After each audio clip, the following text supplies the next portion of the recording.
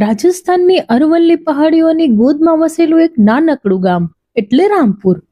આ ગામમાં એક છેડે માટીનું એક નાનકડું અને જર્જરિત ઘર હતું, જ્યાં રમેશભાઈનો પરિવાર રહેતો હતો. રમેશભાઈ હજુ તો માંડ 12 વર્ષના હતા ત્યારે એક કમનસીબ રાતે તેમના પિતાનું હૃદય બંધ પડી ગયું. અચાનક આવેલી આ મુસીબતે આખા પરિવારને રસ્તા પર લાવી દીધા. ઘરમાં માં, ગંગા અને જમના નામની 2 બહેનો હતી. રમેશભાઈએ તે જ દિવસથી નક્કી કર્યું કે હવે તેઓ બાળપણ છોડી દેશે.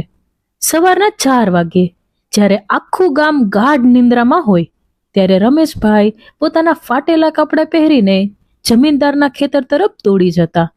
આખો દિવસ કાળઝાળ ગરમીમાં મજૂરી કર્યા પછી જે પૈસા મળતા તેમાંથી માંડ 2 ટકનું ખાવાનું મળતું હતું. રમેશભાઈના હાથમાં કામ કરીને પડેલા કાળા અને પગમાં પડેલા છાલા તેમના સંઘર્ષની સાક્ષી પૂરતા હતા. તેમણે પોતાની ઈચ્છાઓ જેમ કે નવી સાયકલ લેવી, રમકડા સાથે રમવું, એ બધું ક્યારનુંય ભૂલાવી દીધું હતું. તેમનું એક જ લક્ષ્ય હતું, બહેનોના હાથ પીડા કરવા અને માની દવાઓ પૂરી કરવી. વર્ષો વીતી ગયા. ગંગા અને જમના મોટી થઈ. રમેશભાઈએ પોતાની જમીન, જે પિતાની છેલ્લી નિશાની હતી, તે ગીરવે મૂકીને બહેનોના લગ્ન ધામધૂમથી કર્યા. જ્યારે બહેનો સાસરે ગઈ ત્યારે રમેશભાઈને લાગ્યું કે હવે કદાચ જીવનમાં થોડી શાંતિ આવશે, પણ વિધાતાની મરજી કંઈક અલગ જ હતી. માતાને ટીબીનો રોગ થયો. રમેશભાઈએ દિવસ રાત એક કરીને શહેરમાં મોટા ડોક્ટરો પાસે દોડાદોડી કરી. પોતાનું પેટ કાપીને માતા માટે મોંઘી દવાઓ લાવતા. એક કાળી રાતે માતાએ રમેશભાઈના હાથમાં પોતાનો હાથ મૂક્યો અને કહ્યું, બેટા, તું બહુ ભાગ્યશાળી છે. તે તારું કર્તવ્ય ખૂબ સારી રીતે નિભાવ્યું છે. અને તે રાત્રે રમેશભાઈ સાવ એકલા થઈ ગયા. ઘરનું ઘર હવે શમશાન જેવું શાંત થઈ ગયું. દિવાલો પરથી ખરી પડતી માટી જાણે તેમના જીવનની ખાલીપાની વાતો કરતી હોય. ગામમાં રહેવું હવે રમેશભાઈ માટે અશક્ય હતું. ગામના એક વેપારીએ, જે ઇન્દોરમાં મોટા કારખાનાના માલિક હતા, તેમણે પોતાની સાથે કામ કરવા આમંત્રણ આપ્યું. રમેશભાઈ જ્યારે ઇન્દોર પહોંચ્યા ત્યારે ત્યાંની ભીડ, ટ્રાફિક અને મોટી ઇમારતો જોઈને તેઓ અંજાઈ ગયા.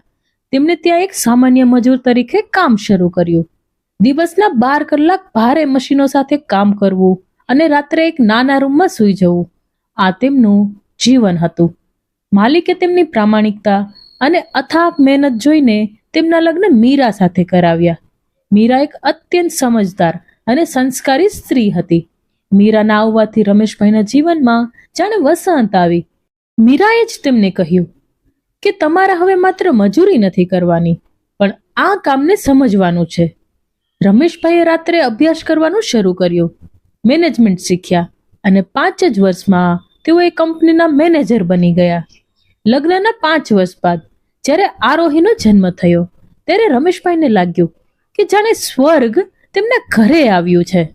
આરોહીના આગમન પછી જાણે તેમની કિસ્મત પલટાઈ ગઈ.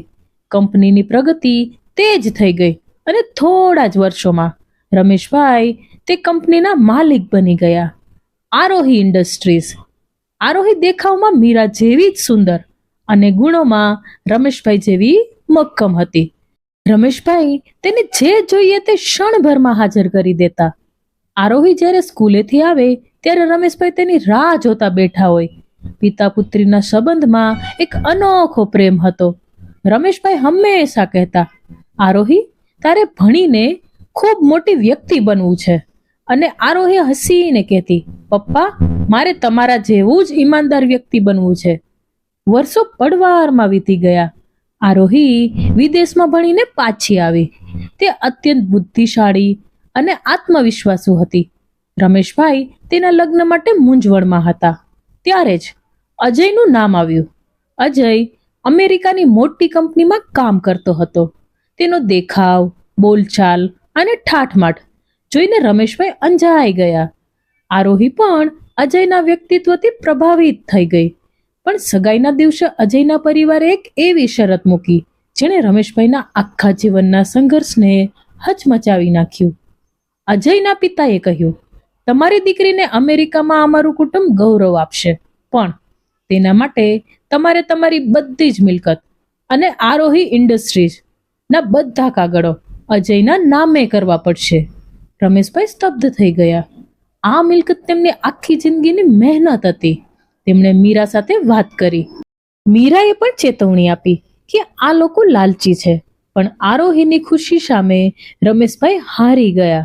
તેમણે પથ્થર હૈયે રાખી બધી જ શરતો માની લીધી. લગ્ન તો અત્યંત ભવ્ય થયા, જાણે કોઈ રાજવી લગ્ન હોય. આખા શહેરના લોકો રમેશભાઈની ઉદારતાના વખાણ કરતા હતા, પણ કોઈને ખબર નહોતી કે રમેશભાઈ અંદરથી કેટલા ભાંગી પડ્યા છે. વિદાય વખતે આરોહી પિતાના ગળે વળગીને રડી પડી. રમેશભાઈએ તેની આંખો લૂછીને કહ્યું, બેટા ખુશ રહેજે, એ જ મારા આશીર્વાદ છે. લગ્નના 1 મહિના પછી તેઓ અમેરિકા ગયા. શરૂઆતના દિવસોમાં આરોહીના વિડીયો કોલ્સ આવતા હતા. તે હસતી હતી, પણ તેની આંખોમાં ક્યાંક ઉદાસી હતી જે રમેશભાઈ પારખી શકતા નહોતા. પણ અજય હંમેશા વચ્ચે આવીને કહેતો, પપ્પા હવે તેને આરામ કરવાની જરૂર છે. ધીરે ધીરે વિડીયો કોલ ઓછા થઈ ગયા. ફોન ઉઠાવવાનું બંધ થઈ ગયું. રમેશભાઈના મનમાં શંકાના વાદળો ગાઢ બનવા લાગ્યા. મીરા તો દિવસ રાત રડતી હતી. અંતે રમેશભાઈએ નક્કી કર્યું કે તેઓ અમેરિકા જશે. રમેશભાઈએ પોતાનું છેલ્લું ઘર વેચીને અમેરિકાની ટિકિટ લીધી. જ્યારે તેઓ અમેરિકા પહોંચ્યા ત્યારે ભાષા અને અજાણ્યા રસ્તાઓ વચ્ચે તેમની આખી રાત રસ્તા ઉપર ભટકીને આરોહીને શોધી રહી હતી. સ્થાનિક પોલીસ અને મિત્રોની મદદથી તેઓ અજયના ઘરે પહોંચ્યા.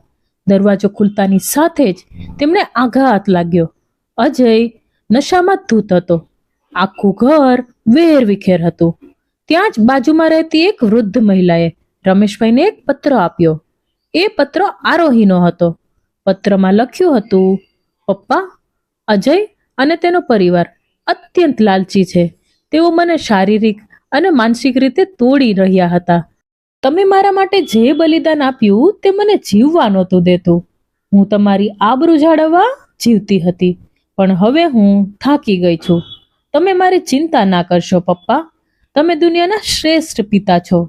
રમેશભાઈના હાથમાંથી એ કાગળ સરી પડ્યો અને હવામાં ફરકતો જમીન પર જઈને પડ્યો. પત્રના છેલ્લા અક્ષરો પર આંસુના ડાઘા સ્પષ્ટ દેખાતા હતા. રમેશભાઈનું મગજ શૂન્ય થઈ ગયું હતું.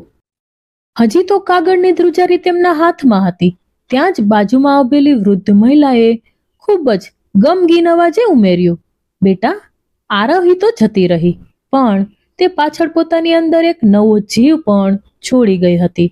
તે 7 મહિનાની ગર્ભવતી હતી, છતાં આ લોકો તેને જરાય શાંતિથી રહેવા દેતા નહોતા. આ વાક્ય સાંભળતા જ રમેશભાઈના કાનમાં રણકો થયો. જે દીકરીને તેમને લાડકોડથી ઉછેરી હતી, તેની એક હસી માટે તેઓ આખું આયુષ્ય હોમી દેવા તૈયાર હતા. તે દીકરી અહીં 7 મહિનાના ગર્ભ સાથે આ નરક જેવી સ્થિતિમાં ઘૂંટાઈ રહી હતી. તેમણે સામે જોયું. અજય હજુ પણ પલંગ પર બેભાન અવસ્થામાં પડ્યો હતો, જાણે તેને રમેશભાઈના આવવાથી કે આરોહીના ગયાથી કોઈ ફરક જ નહોતો પડ્યો. ઘરની દિવાલો પર લાગેલી તિરાડો અને વેરવિખેર સામાન જાણે આરોહીની ચીસો અને તેના તૂટી ગયેલ સપનાઓની સાક્ષી પૂરી રહ્યા હતા. રમેશભાઈને પોતાની આસપાસ અંધારું ઘેરાતું લાગ્યું. તેમને લાગ્યું કે તેમના હૃદયના ધબકારા અનિયંત્રિત થઈ રહ્યા છે, જાણે કોઈ અદ્રશ્ય પંખી પાંજરામાં ફફડાટ કરી રહ્યું હોય. પોલીસના સાયરનનો અવાજ દૂરથી સંભળાતો હતો, પણ રમેશભાઈ માટે હવે બધું શાંત થઈ ગયું હતું. તેમણે છેલ્લી વાર તે પત્ર તરફ જોયું, જેમાં લખ્યું હતું, તમે દુનિયાના શ્રેષ્ઠ પિતા છો. આ શબ્દો તેમના માટે અંતિમ આશ્વાસન બની રહ્યા. તેમના હોઠ પર એક ફીકી અને વેદનાભર મુસ્કાન આવી ગઈ. તેમણે વિચાર્યું, આરોહી, તું એકલી નથી જતી દીકરા, હું પણ તારી સાથે જ આવું છું. અચાનક જ તેમના શરીરમાં એક તીવ્ર કળતર અને જકડન અનુભવાય. છાતીમાં ઉઠેલા દુખાવાએ તેમને જમીન પર પટક્યા. રમેશભાઈ ત્યાં જ ઢળી પડ્યા. પોલીસ જ્યારે રૂમમાં દોડી આવી ત્યારે તેમને જોયું કે પિતાએ પોતાની દીકરીના દુઃખને ભૂલવા માટે કાયમ માટે આંખો મીચી લીધી હતી. જે સંપત્તિ અને આશા લઈને તેઓ 7 સમંદર પાર આવ્યા હતા, તે જ સંપત્તિ તેમની પુત્રીના અસ્તિત્વ અને ખુદ તેમના પ્રાણ હરી ગઈ હતી. એ રસ્તાઓ, એ વિદેશની ધરતી અને એ પત્ર બધું જ એક અત્યંત કરુણ વાર્તા બનીને રહી ગયું. એ પિતાની વ્યથા માત્ર એક પરિવારની નહીં, પણ એવા દરેક પિતાની હતી જેવો અહંકાર અને લાલચની આંધળી દુનિયામાં પોતાની ફૂલ જેવી દીકરીઓને સુરક્ષિત રાખવા મથતા હોય છે, પરંતુ ક્યારેક નિયતિ તેમને વધુ પડતી કસોટીમાં મૂકી દે છે. મિત્રો, જો તમને વાર્તા પસંદ આવી હોય તો વિડીયોને એક લાઈક કરી તમારા મિત્રો અને પરિવારજનો સાથે જરૂરથી શેર કરજો. અને તમે મારી ચેનલ પર નવા હોય તો ચેનલને સબસ્ક્રાઇબ કરવાનું બિલકુલ ભૂલશો નહીં. ફરી મળીશું એક નવા એપિસોડ સાથે. ધન્યવાદ. જય શ્રી કૃષ્ણ. રાધે રાધે.